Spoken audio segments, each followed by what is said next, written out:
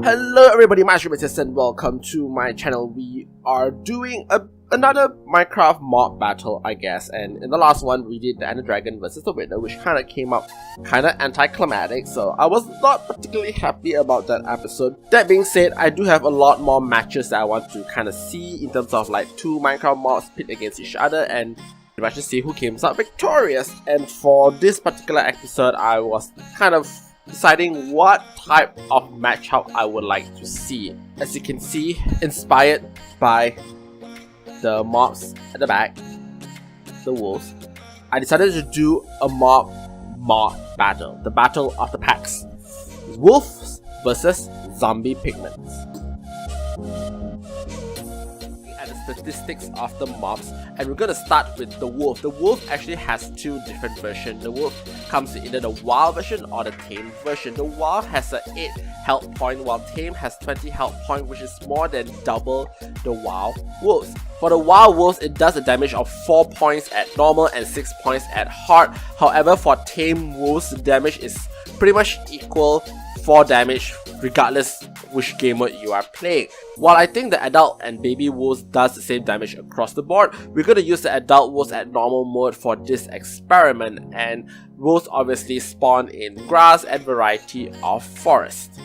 Coming into the zombie pigment, and again we're just going to focus mostly on the adult zombie pigment because the baby zombie pigment has some speed to it. Adult zombie pigment has 20 health points with 2 additional armor points.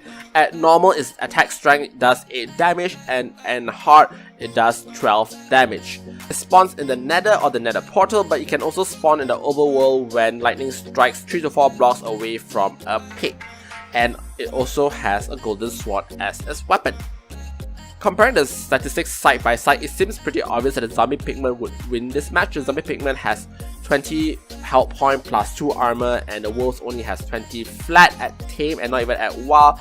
And at normal and even at hard, actually, the wolf just doesn't do as much damage as a more high-powered sword-wielding zombie pigment. So I've got a feeling this match will mostly favor the zombie pigment, but we will have to see.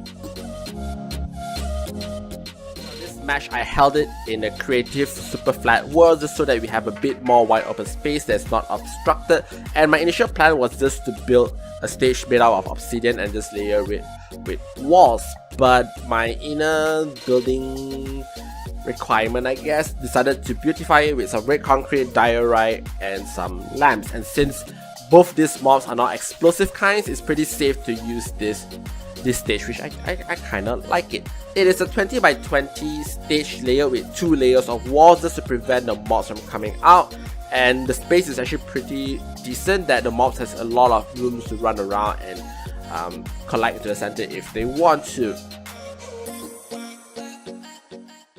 The other portion was expectedly the most complicated part of the entire process, since both types of mobs do not naturally attack one another, which meant that I need to somehow incite them to get them to fight with one another. My initial strategy of getting a wild wolf to attack the zombie pigment was by attacking a pigment in survival mode and try to have it hit one of my wild wolves, but the pigment has a relatively accurate hit, I guess, and it just wouldn't touch the wolf no matter how close I get to the wolf. After some trial and error and constant failing, I was forced to accept that the wild wolves will just not attack the zombie pigment no matter how hard I tried. So I decided to give up on that part of the project and focus on getting the tame wolves to fight instead.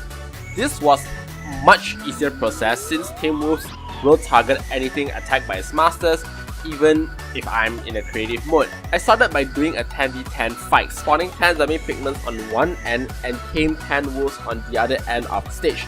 I rile up the wolves by attacking a zombie pigment in creative mode with a stick, and in hope that the first attack would drive the other zombie pigments into battle. The plan worked perfectly, but only for a while, because after the zombie pigments killed the wolf responsible for the first attack, both zombie pigments and the wolves stopped fighting altogether, and I had to rile them up a couple of times just to get the two mobs to continue fighting until we can determine a victor. By the end of the chaos, the zombie pigment turned out victorious, just barely, but I was still kinda confused with what just happened because of me constantly, prodding the zombie pigment with a stick. So I redo the experiment and I noticed that not all wolves were participative in the battle, and really in fact once the first zombie pigment was gone, some wolves stop attacking altogether, and instead they rather let their siblings to perish, in the fight. I reduced the mob to a 5v5 battle experiment just to have a clearer view of it, and turns out the wolves won, and I redid the experiment on a 1v1 scenario, and once again the wolf won. Reanalyzing the battles, I noticed that even though the zombie pigmen should do more damage, their attack speed were however slow compared to the wolves, and the wolves also generate this kind of knockback which prevent the zombie pigmen from taking down the wolves. Instead, the pigmen really relies on its surrounding friends to kill the wolves from the sides rather than himself. Meanwhile, the wolf's primary weaknesses was generally poor participation on their behalf. Unlike zombie pigmen, the pigmen have self-protection mechanism where if one of them were attacked, all the mobs will start protecting one another and will start attacking the enemy, regardless which mob were you attacking. Whereas the wolf doesn't have that bond, I guess, because the wolf only focuses on attacking the mobs that is enemy to me. My hypothesis would be the larger the mob size, the more effective the zombie pigmen were at zeroing and killing their target. Whereas my conclusion, I think I would have to give the victor to the wolves. Even though zombie pigmen were better in terms of their statistics and they are more ferocious in their swarms, the wolves has much better attack techniques as we seen in the 1v1 fight. If the wolves were more participative and more zoned in on their targets, I think they could really take on the zombie pigmen. But overall, it's a pretty close fight, and I'm actually quite happy with the results. I'm quite happy to kind of see it unfold, and it makes me start thinking about what other mob battles I could do. But for now, I guess I'm just gonna end it here with a pretty positive note. I really enjoyed doing this video, but I guess that's it for now. Hope you guys enjoyed this episode. If you do, please subscribe or like, and we shall see you next time. Goodbye!